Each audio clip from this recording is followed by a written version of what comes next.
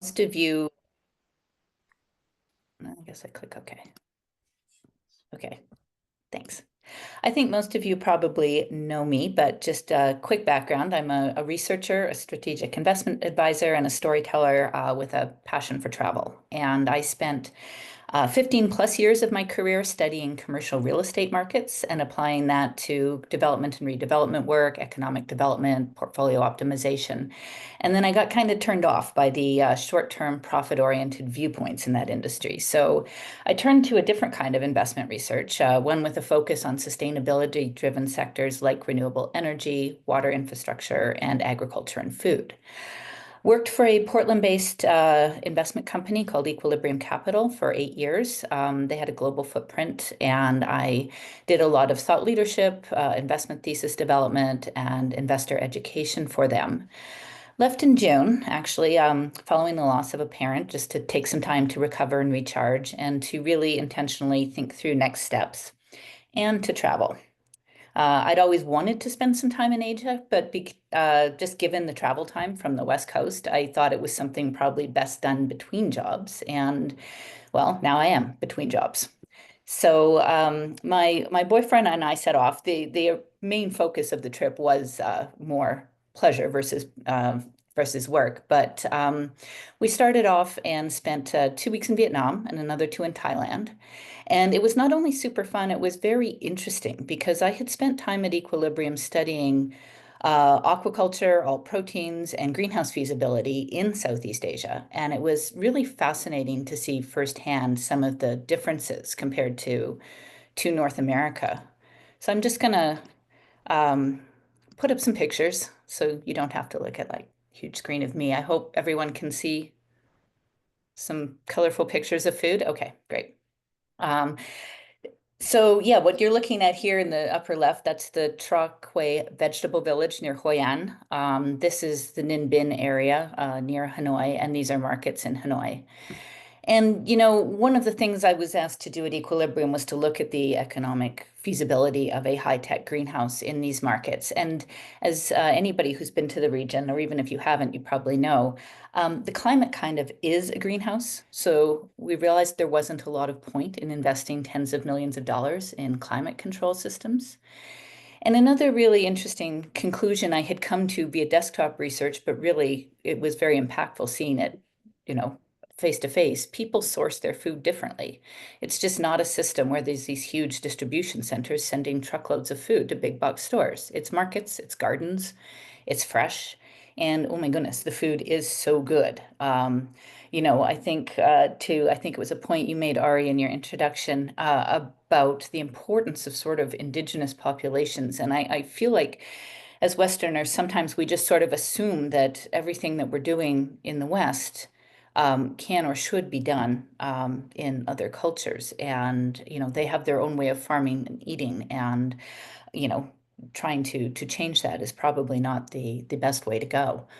I also had the good fortune to, and Andrew, I know you wanted to hear about this. I visited BIM Group's oyster farm in Ha Long Bay. We went on a 2-night, 3-day cruise. This is the actual boat we were on. Um, and as part of this tour, they actually took us to a floating fishing village where the people work on this oyster farm. And it's pretty exceptional because seafood from Southeast Asia has a pretty bad rap on the sustainability front. But this particular company has made every possible effort to ensure the cleanliness of the operation. It's mostly locals from this fishing village working there. And when they're not working on the farm, they're literally going around in their boats making sure there's no trash in the bay.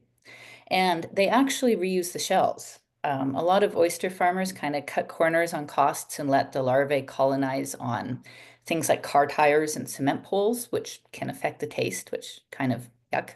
But these guys actually recycled the shells for pollination purposes, which I thought was kind of cool.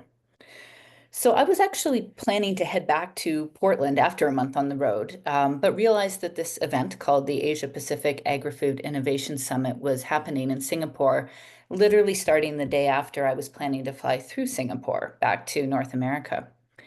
I checked out the agenda And there were actually a handful of people I knew on the speaker list.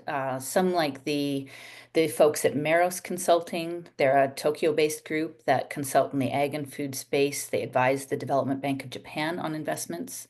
The guys at Hatch Blue, who do a lot of blue economy work, they were folks I brainstormed research ideas with for years, but I'd never actually met them in person. So you add to that the fact that I have a dear friend who lives in Singapore who I hadn't seen in a while, and a willingness on the conference organizer's part to cut me a bit of a deal. So staying was a pretty easy decision. The conference itself was really well done. I'd been told it's the leading food and ag event in the region, and there were probably about 800 plus attendees, mostly senior level folks. I would say probably two-thirds were from the Asia Pacific region, but there were people coming from Europe and from North America as well. Um, the agenda was very focused on sustainability topics, which was kind of refreshing. I think, for those of us in the US, it feels like sustainability is facing a lot of backlash, but the rest of the world is really pushing forward with this. A lot of talk of decarbonization, nourishment, and nature. Aquaculture got a lot of play, and in fact, it was actually the subject of the keynote kickoff speech by the Singapore Minister of Sustainability and Environment. I think that surprised a lot of people in the audience too, but it was because the country's national plan for aquaculture was literally being released, I think, that day. Um, I've got detailed notes on all the panels, but just to give you a quick flavor for them, a lot of talk of the need for climate adaptation, kind of a realization that ag is right in the, you know, nexus of impacts there. I remember a woman from HSBC kind of stood up and said, the time for pilots is over. We need scale. The value of nutrition was repeatedly brought up, and it was actually kind of nice to see that because a lot of the ag conversation is yield, yield, yield, and more recently decarbonization, decarbonization. And there was, at least at this event, a recognition that nutrition is equally, if not more, important. And as I said, aquaculture did come up a lot. In addition to the keynote, there were conversations on restorative ocean economies, blue carbon, the use of digital technology in fish farming. There was a really lively debate moderated by a fellow at Antera Capital. He asked these super punchy, no-nonsense, true-false questions, which I appreciate in a moderator. And that was more around the investability of nature and whether the right frameworks were in place to facilitate capital flows to biodiversity, which is what seems to be on the tip of a lot of investors' tongue these days, but the actual reality of investing in it is still, I think, very much TBD. There was a fellow from ReFood who talked about their recent report. It's called Food is Investable. I suggest everyone with an interest in the sector read it, and if you want to ping me after, I'm happy to send it out. It made a case for food investing based on the fact that these technologies, a lot of them are no longer novel, they're maturing, they're proven. Valuations are more fair. They've come down from the really inflated times of 2021 and 2022. There is a lot of positive policy support and a lot of impact potential. But he also acknowledged the need for patient capital. And the report ends with a treasure map, he called it, of attractive segments by investor type, whether you're approaching it from a PE, VC early stage or infrastructure perspective. And that highlighted opportunities in areas like healthy soil, sustainable supply chains, and healthy diets. There was a panel on CEA. Appetite for that sector is definitely cooled, but Jennifer, there's definitely still hope. I was saying at the outset, I sat next to Craig, the CEO of Local Bounty, during one of the roundtable discussions, and I don't know if anyone's met Craig. He's very proud of what he's built at Local Bounty, very loud and proud about it. And it is nice to see that there are some survivors, and I think there was a sense both in the CEA discussions and in the precision fermentation ones that the first sort of round of pioneers had kind of fallen on their swords to an extent, but had paved the way for folks to learn lessons and continue to make progress in those sectors. And there was a panel specifically on China's alt protein sector that addressed both the enormity of that market, but also the challenges in accessing it. And I don't think I've ever been better fed at a conference. I guess that should be expected. Between the sheer goodness of the Asian cuisine and the use of some really novel ingredients, even the coffee breaks had these delicious menus. And it sounds like, Keith, you may appreciate this, and Andrew, but we had Creamer's plant-based beef balls, chicken wings, and their duck spring rolls. Blue U had their shrimp there, and Green Rebel had some soy-based steak bites. So, so it was a very worthwhile layover, if a pricey one. Those of you who've been to Singapore know how expensive it is. I think I spent more in 5 days there than I did in a month in Vietnam and Thailand. Yes, I did get to see my friend. He took me out to a lunch that ended up costing about 260 US dollars. And then he took me to a grocery store, and I had to take a picture of the prices. Look on the berries. I mean, these are in Singapore dollars, so you can maybe knock 25% off, but 15.50 for the strawberries and 16.50 for the blueberries. And it's funny because back when I was doing the greenhouse feasibility research, the conclusion I came to, one of them was the only way to justify the high capex of controlled environment growing would be to grow berries to sell into the Singapore market. And suddenly it all made sense to me when I saw these price tags. And I guess in return, there's some pictures over here of this very beautifully designed, kind of immaculate city. Their water infrastructure, green space transport is truly amazing. It's another story, but I spent a couple hours in the City Design Museum, and it was super interesting. So that was all I had on Asia, although that's such a quick overview. I'm happy to have a discussion or answer questions on any of the points I brought up. I think too, I could, Andrew, you've mentioned something about my mushroom research, which is still in progress, but I'm happy to talk about that if anyone would like as well. Yes. I know. I was gonna say, just keep talking. I love everything you say. I learned so much every time you speak. Well, yeah, mushrooms. I'm doing some independent research into a couple very niche areas, of which functional mushrooms is one. I have an investment broker client who is looking to just develop some content and thought leadership because they do have LPs with a small stake in a functional mushroom company. So like I say, I'm still in the midst of it, but taking a look at actually the contrast between the markets in North America and Asia, because of course, the Asian mushroom markets go back literally thousands of years. And they have very different growing methods, very different sort of cultural acceptance. A lot of the medicine in Asia is obviously based on mushrooms. And it's interesting to see how it's all of a sudden seems like it's also a flavor of the day in North America. Relatively new. People are using different growing methods, tends to be more CEA in North America versus traditional outdoor growing in Asia. Um, but it's interesting. I don't know, and those of you who are familiar with the alt protein market probably heard of meaty. That's a mycelium-based cutlet.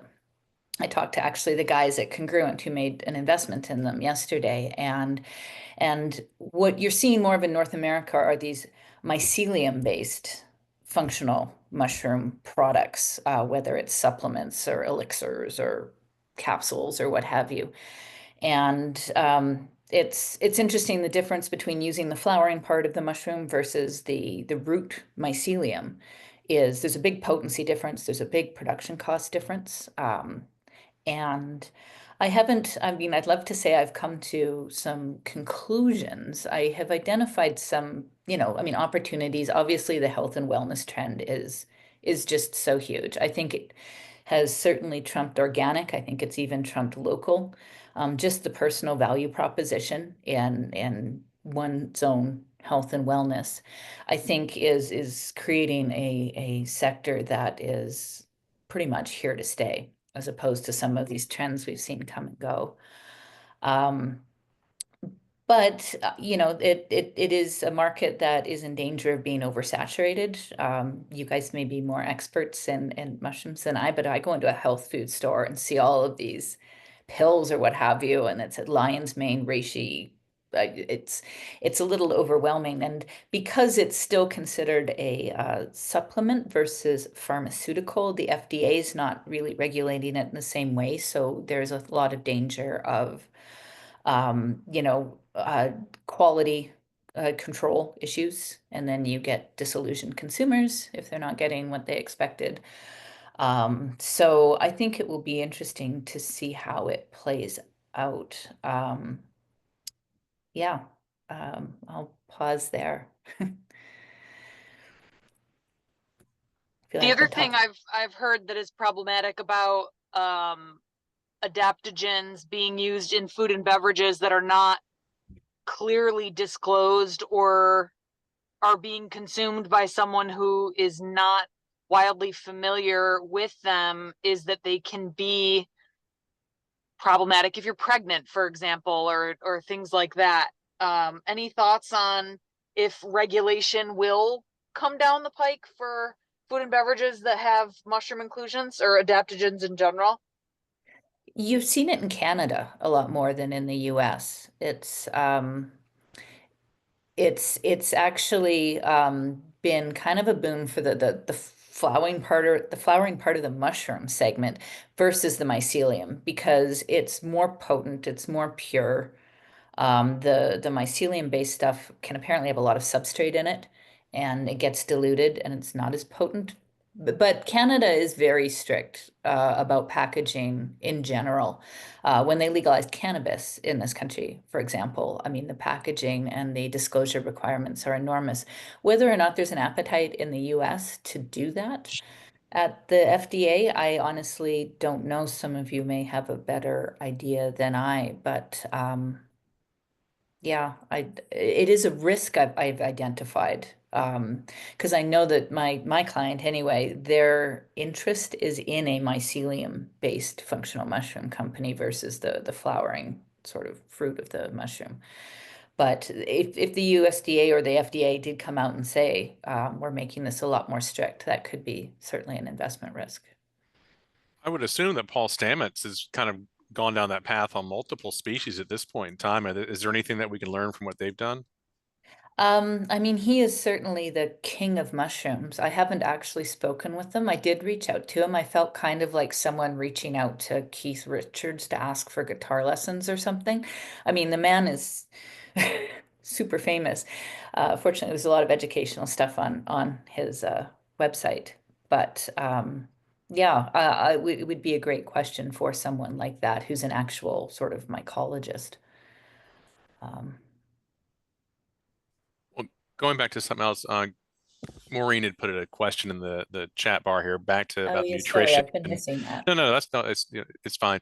When I was on the iSelect call too, looking at making America healthy again, nutrition over yield was over and over again stress. So, Maureen's question there, was there any discussion on the growing methods during the iSelect call? They were really touting biological inputs rather than chemical inputs, and seeing that there is a nutritional difference there. I haven't done enough digging to know if that's valid or not. But did they broach that at all at the conference? The The soils and how. They surprisingly there wasn't a lot of talk of the how, other than just sort of we need this. I don't know if there's maybe a sense that the how is simply by not focusing as much on yield. But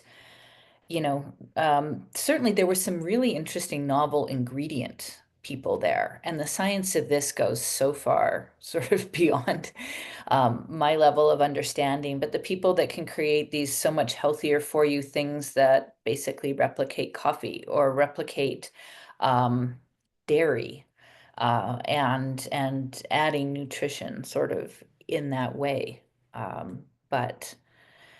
But yeah, it was encouraging to hear it discussed, but how you actually implement that when farmers have such low margins and yield has been really one of the only levers they can pull to increase profitability. You need to be able to put a price on nutrition, and that is harder. Yeah, I guess the other thing I was getting at too is I've been to a couple of conferences where there was a discussion on regenerative ag practices, and some farmers were claiming that their outputs have more nutritional value because they were grown regeneratively. And that's a big claim to make. And I haven't seen any data to back anything like that up. And so that's sort of where my question comes from in that regard, as it relates to growing methods. You know, when I looked for data on sort of comparative nutrition values, it's going back a couple years. It was when Equilibrium was going head to head with one of their spin-off companies called Agriculture Capital, who was doing regenerative ag in the soil. And Equilibrium had, of course, gone the greenhouse route, hydroponic. And their researcher was looking for data to prove that produce grown in the soil was more nutritious than produce grown in a hydroponic facility, and not able to find anything to sort of back that up. But I think that data, I mean, data it's key to so much of making these structures work, whether it's proving your carbon sequestration or proving your nutrition or proving that you have improved biodiversity in some way. That is, I think, where a lot of this industry is falling down a bit or has just been stymied. People are working on it, and that's where the institutional capital has been kind of blocked, because people are like, well, where's the proof? And it's really hard to create some of these models. But I was at an event separately from this one where someone was talking about advances in technology that could just scan apples or fruit and just be like, bam, this one contains X amount of minerals and vitamins, and this one contains Y. And that we would eventually get to this point where this sounds very Big Brother, and I more than a little creepy, but you know, your groceries could be scanned, and your bill could be linked to your healthcare premium, as your healthcare company is able to figure out if you're making nutritious, healthy eating choices. So I assume, a long way of answering, Maureen, that the technology has advanced to the point where there should be ways to substantiate that claim or not, but there's probably a lot of variables. Thank you. Well, Jen, I'm sure you got 4 or 5 questions or statements there. I'd love to hear what you have to say. Oh, the age old, our produce is more nutrient dense than the other. Great marketing. You're right. It hasn't, there's no data out there. Did we lead with that in all of our business models? We did. And there's a very big, us against them, with soil growing, even soil indoor versus outdoor, regenerative ag. Everybody's against everybody and saying something's more nutritious, but nobody can prove it. So it's very interesting. But if you lead with growing first, a very strong plant, giving it everything it needs, then you're essentially, it's this, I'll get slapped with this. Essentially, you're growing a more nutrient dense plant, no matter where you're growing it. If you're giving it everything it needs with chemical free, and it's not stressing, you're going to get larger yield. You're going to get a plant nutrients within it. So it's just, it is a funny argument, and it's going to continue. And the fact that it's come to the level of indoor soil growing versus now outdoor soil growing is so funny to me that it's now come to this, and that's probably in the last couple of years. But no, I've never seen metrics. I think there should be metrics. You know, yeah, I have my business partner saying, that would be one big study. I can tell you what, because it'd be crop by crop and scenario by scenario, and love to see it. Yeah, I think the technology will get there, but it is so local and crop specific. It's very hard to create a tool that accounts for all those variables. Well, I have a question for Ewing, if you don't mind, Ewing, because you've been in agriculture for a while now, and it almost seems like we're coming full circle. Was nutrition ever part of the early ag measurements that you had, or was it all yield? Well, it seems like yield's taken over, but there was definitely a time when the nutrition side probably had a bigger impact. It seems that with everybody coming up with these interesting claims, it kind of creates more turmoil and uncertainty about all this as well. So it's kind of like what we're going through in our information age, where you have to kind of weed it out. Um, You know, it's but I, similar. I have a question, Kimberly. What's the standard of excellence in Asia to verify claims and to verify research? That's a good question. I can ask Mhm. a few of my Because contacts that. Um, I I assume they have a body that is comparable to what we have in North America. Mhm. And I would like to assume that it might even be in the case of Singapore more strict. But to the point, what we've been talking about, it's the same in the mushroom space. There's all these claims around what these various mushrooms will do for you, cognitive ability, you're going to live longer, and none of that has been entirely proven. There isn't enough sort of human-based science or trials on that. So it's a good question, Ewing. I don't know the answer. so generally, when entities abroad come to the U.S., if you work in economic development, if you work in scaling items or concepts, the first question is, how do we know this is viable? And has this been through any kind of a land grant study? So it can be either verified one way or the other or looked into. And it doesn't seem like that happens a lot anywhere else in the world. And in many cases, especially animal genetics, that's like the missing link, Yeah. the standard. I mean, I know that to get product into China is very, very difficult because of a lot of regulations around.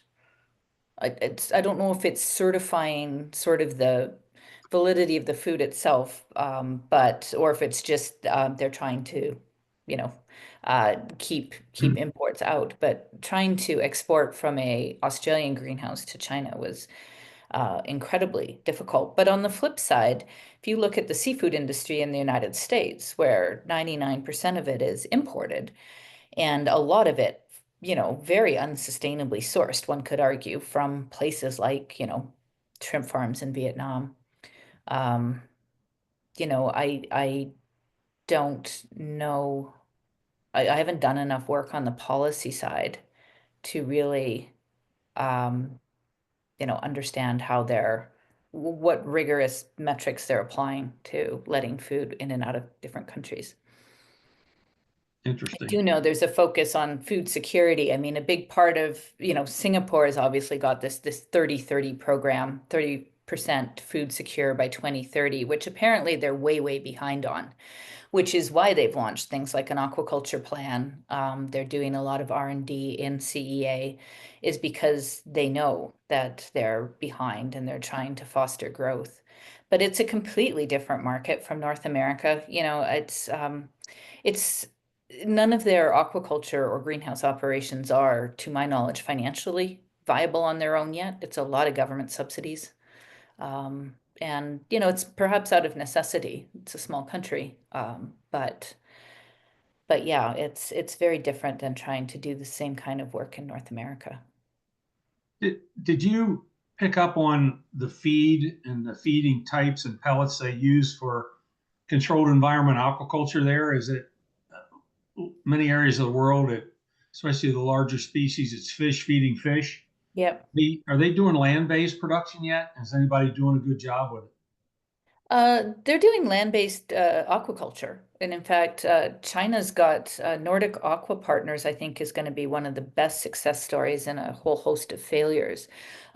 Singapore has some RAS facilities. As far as the feed goes, a lot of the alternative protein discussion, aqua feed is sort of the holy grail of all proteins because it's such a huge market, but no one's been able to produce enough whether it's insect-based or what have you, in sufficient quantities at price parity to make it work. So it continues to be mostly, as you said, fish feeding fish, which is unsustainable. And I'm But sure that's why Ontario was there. yeah, hmm yeah, there's a lot of talk on the digitization of aquaculture because the feed is, such a huge cost of making it more efficient. There's a lot of focus on building out the technology and equipment so that there isn't, so that they can get the feed conversion ratios down. But as far as sustainable ingredients goes, I think it's still kind of eluded aquaculture. Huge market there if someone can figure it out, though. It's cost parity though, that came through loud and clear every discussion around alt protein, whether it was like the steak bites or aquaculture, or is the need for things to taste good and be at price parity. That's those two things are critical to making alt proteins work. It was interesting. The local bounty guy, Jennifer, in the CEA space, he was of the opinion that retailers care no longer what the product costs so much from the greenhouse producers, but whether or not those producers make money, because they've been so scared by the bankruptcies and failures that they won't have product on the shelves. That's more what they're worried about in terms of making a commitment to CEA offtake, is the company itself collapsing than the cost of the actual product. Makes sense. I'm curious, where is the biggest gap in the cost parity? Where is the most amount of embodied energy? Where what's the missing link that needs to be worked on in your view? For price parity in the alt protein space specifically, Yeah. I think it just needs scale. I mean, it's if you're talking, I think, and I, again, no scientist, but some of these like cell-based techniques, I think they're pretty energy intensive. Mhm. I know that the insect-based protein guys have struggled with availability of feedstock. It can be expensive, and then the climate control systems, if they're not located in Latin America, are also expensive. And it's just, again, I think scale. Um, they need to find ways to get the unit costs down, because right now the fish to feed the fish is cheaper than most other alternatives. Mhm.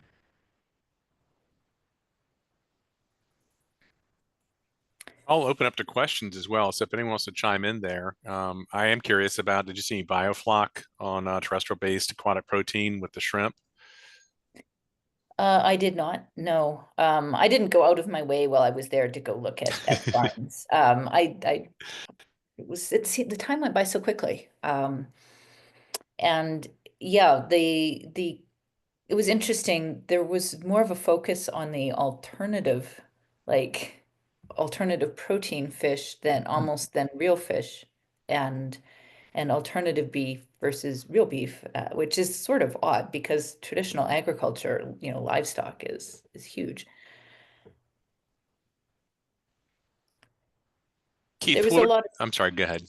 no, you go ahead. Well, I was going to ask Keith, are you starting to see some demand for these alternative proteins at all? Or is it something you monitor? I mean, what are your thoughts on this? Yeah, definitely something that would be monitored. As far as demand, I think the demand is about the function of the size of that demand. So if it's about the size of the demand relative to the other demand we have for conventional proteins, then there's very little demand for it.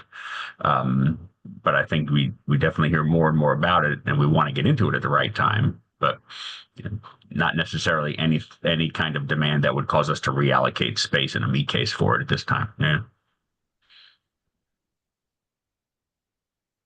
There was a discussion on transparency and traceability, which was interesting, sort of goes a bit to your point, Maureen, on labeling and disclosures, and talked about how, governments really do need to drive this, and just more data doesn't mean you're more intelligent. It needs to be practical. And I highlighted a quote by the woman from Golden Agri-Resources. She said, traceability isn't the point, transformation is, which I thought was an interesting, insightful statement. Can you expand on that and what that means? Well, I think it wasn't so much just having the data for the data's sake, like this goes back and I can tell where this is from. It's about making the supply chain more sustainable and actually having some sort of effect outcome of having this data that makes the systems better. No, that's brilliant. It echoes what Whitney, who's not on the call, had said it earlier. When she was managing the greenhouse, they brought in all kinds of AI tech and stuff like that, so she could see how fast the plant grew, but it didn't matter at all to the production. And it was just a lot of money spent on something that didn't matter. Yeah. And Andrew, when were you doing that sort of post-mortem with Bowery? We're gonna do the 19th at 12:30 Eastern. Okay. And yeah, we just posted on LinkedIn today. So it should be, that's gonna be a juicy one. I'm excited about it. You know, I'm sure it'll echo many of the other ones. I mean, the Atlanta one in 2019, I think, set the stage for the top 9 ways that CEAs fail. And I think if you look at any CEA failure since then, you'll find they violated one of those top 9 things in that list. And I know we watched the one that Henry did not too long ago. I really enjoyed that one, so I'm excited about the one coming up. It was really interesting to hear the parallels with precision fermentation.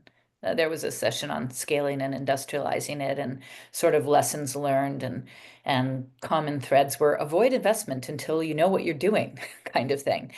And don't lose sight of the fact that you need to sell delicious, nutritious products, not technology. Put your money, your funds to things that actually generate business revenue. And when I think of, a lot of the failures in the CEA world, the amount of money that flowed in, and it was just scaling for the sake of scaling. And I think they've learned you don't build a 50-acre greenhouse until you know that your 5-acre one is working properly. So I have a question, and Franz and I were talking about this yesterday. Why do controlled environment plant raising operations do better in certain parts of the world and not so well in other parts? I mean, why is it working so well in the Netherlands, and that doesn't seem to translate to the US is one example I've looked into. There's other areas as well, southwestern Ontario, Israel, places like that. It's very successful. And entities try to do it in other parts of the world or parts of the US, and it just collapses. Yep. It's a climate issue is one, which sounds funny because it is supposed to be climate controlled. And a lot of the story that has been sold to people on it is you can build one anywhere, your food will be local. It is true, you can build one anywhere, but it will not be economically effective anywhere. And I'm talking specifically about horizontal greenhouses, just to clarify. But climate does matter. And in the words of my former colleague, who was a 3rd-generation Dutch grower, the US is too hot in the summer and too short of days in the winter.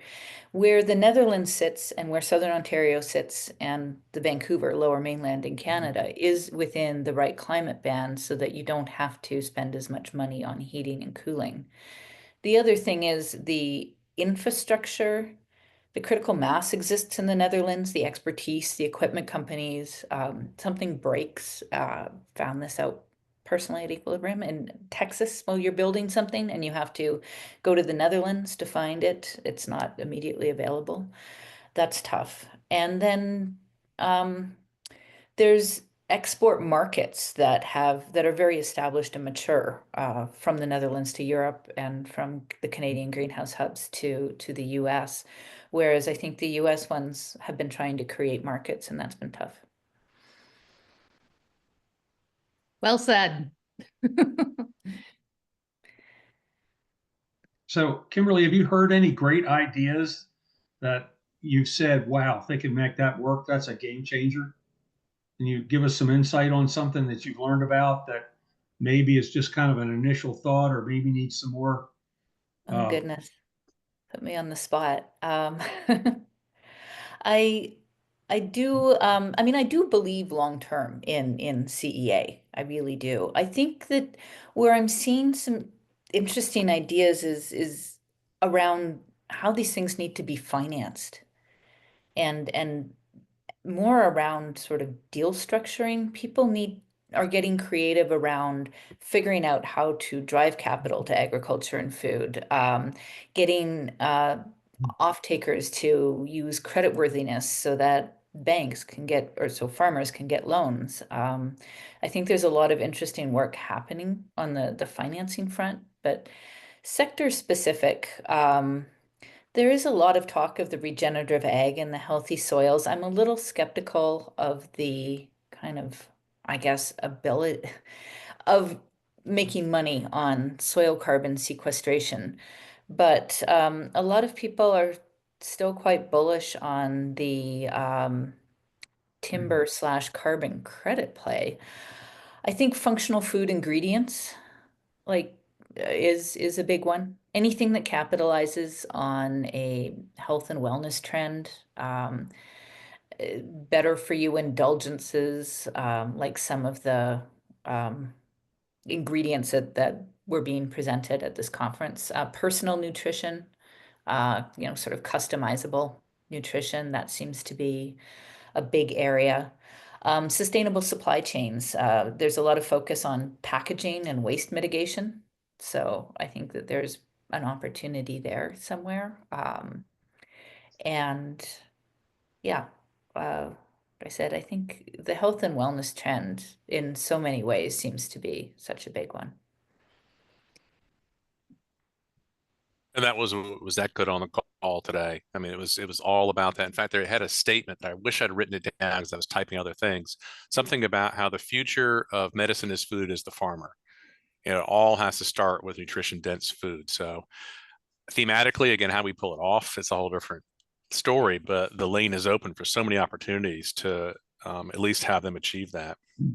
Well, and you know what's driving that, and it sounds odd. It was news to me when someone stood up and said the biggest trend we're going to be talking about in a year is Ozempic, which, I had heard vaguely of, but I did not realize apparently enough people are on this drug for weight loss reasons that the huge CPG players, the Nestle's and Danones, are actually creating whole lines of foods that are small because no one's got an appetite anymore, and nutrition dense because you're going to need to get your calories and your vitamins and minerals in a smaller thing. And I mean, personally, I will share my personal view. That kind of horrifies me just because I think food is cultural and brings people together and should be kind of a celebration. And it sort of pains me a little to hear it sort of reduced to a mathematical equation so that everyone can stay skinny.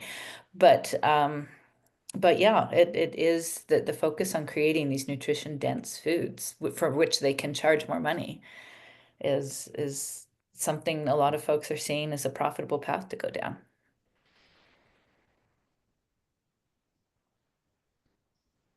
Good. And again, if you have questions, let us allow you to have the stage. I actually have a question. Not necessarily for Kimberly, but I'm wondering if anyone in the group has any data on private consumption of food versus commercial consumption and how that plays a role into distribution and how one might develop systems and if there is a difference. Has anyone have any insight in that? Commercial versus private consumption and supply chains. And then there was kind of a part two that's definitely from Kimberly's statement earlier that in the United States there's a bit of a backlash against sustainability. And then you just brought up culture. And so much of what we're all dealing with is is a cultural thing. It's a perception of how we need to move forward, both in our health and our architecture, in so many different arenas. And does anyone have any insight into private consumption versus commercial? Ewing, is that something that you deal with at all? Well, I see it. So I'm in Amish country. Oh, excellent. And that's kind of an amazing phenomenon in the world Mhm. of of production agriculture in the United States. And right now, that's one of the hottest things going. I've got a farmer's market 3 miles from my house off of 95. And it's not very big. It's owned by one family. They sell items from 7 to 10 farms that's grown in a local area. And last year they netted $750,000 profit on this little unit where they just sold vegetables and hanging plants. And so I don't know whether it's just perception that that food is healthier because of who grows it or what it is, but it does exist. And it's kind of funny, and I've mentioned this in other calls before, about we don't really do that great a job with ag education and teaching people about their food. I was in the Amish market one day, and this lady said, "Oh, Amish bananas," and I'm going, "Oh my gosh." So it's this perception kind of thing. So it does exist, but it's just very isolated and based on different things. So that's cultural in a way. I mean, It if is. we are looking at it as an equation, the weight of culture in the equation of self can be weighed a little bit, you know, more heavily in that sense. It does. There, It obviously plays a role. there is a big disconnect in the US and Canada as to people knowing where their food comes from. There was a woman from New Jersey at the conference who is on a mission, very early stage, but she had this idea of sort of growing controlled environment stuff, but just on green walls and in the streets and in supermarkets, so people could actually see where their food comes from. There's some biosecurity issues there, but I appreciated the concept. And at that same session, there was a woman from Tokyo working on incorporating growing food into living spaces. And I think it would be great if people could make that connection a lot more. But to your comment on the backlash on ESG, um, I think the whole story needs to be changed. I would be at this point almost completely happy to drop the terms ESG and sustainability, pivot the conversation to get the same result, but even if it's just a what's in it for me, well, your health, well, your wellness, and people can identify with that. Instead of thinking of the Inflation Reduction Act as a democratic left-wing thing. I think it was ingenious calling it the Inflation Reduction Act, but it just simply means jobs in states that are Republican or Democratic. So I think that if people could reframe that discussion, we could achieve positive results, but without the enormous political divide. So that's languaging and culture again, playing a key role. Well, and consumer behavior too. I think it will be interesting to see. I feel like sometimes we operate, me and my network, perhaps us in a bit of a bubble. We know so much about these really interesting topics. I go to a conference where everybody's talking about functional food and novel ingredients and health, but the average person on the street is probably not thinking about, the little protein droplet that tastes like cream that can be put into your food to make it healthier. And I think changing consumer behavior is really hard. So all of us view food basically in the environment we live in. And we start doing numbers worldwide of the average income per person around the world and the average food availability. And it's really challenging for a lot of people to understand that billions of people around the world can't even begin to afford what we spend on food.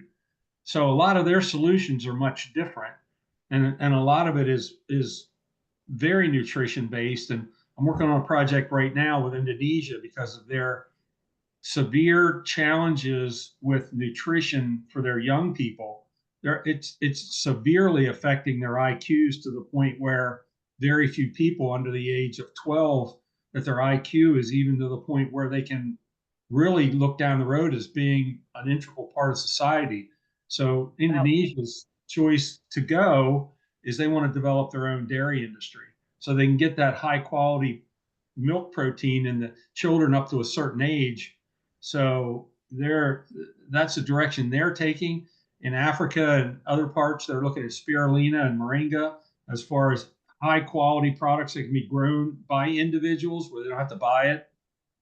And the other thing that we don't deal with, but a lot of the world deals with, food is valuable. And if it's shipped somewhere or transported somewhere, it's very easy to steal it and sell it. So it never gets to the people that need it. And of course, that's kind of a foreign language to most of us, but having been in the international business world for a long time, it's very real and very impactful. And it's not anything we ever talk about. We all talk about the high end stuff that people with means can afford, but it's those that don't have means that really are kind of the biggest market as far as volume. Yeah. Yeah, it's not the people buying these $15 strawberries. That's for sure. Well, this is good, Kimberly. I appreciate you taking some time and recounting this. I know we were all sitting there waiting to hear this. I know I certainly was, being the aquaculture fanatic that I am. But speaking of aquaculture and water, our next Ag Chat and Chew will focus on water. And I appreciate some of you chiming in, saying what angle you want to take. A friend of mine is at the EPA and helps with the greenhouse gas fund. So I'm assuming I'm trying to see if she can come on board and give a presentation as well as some other folks. But if you have any angles that you want to cover on water writ large, let me know what those are. And it might be one or a couple of these Ag Chat and Chews that we dedicate to that. Great.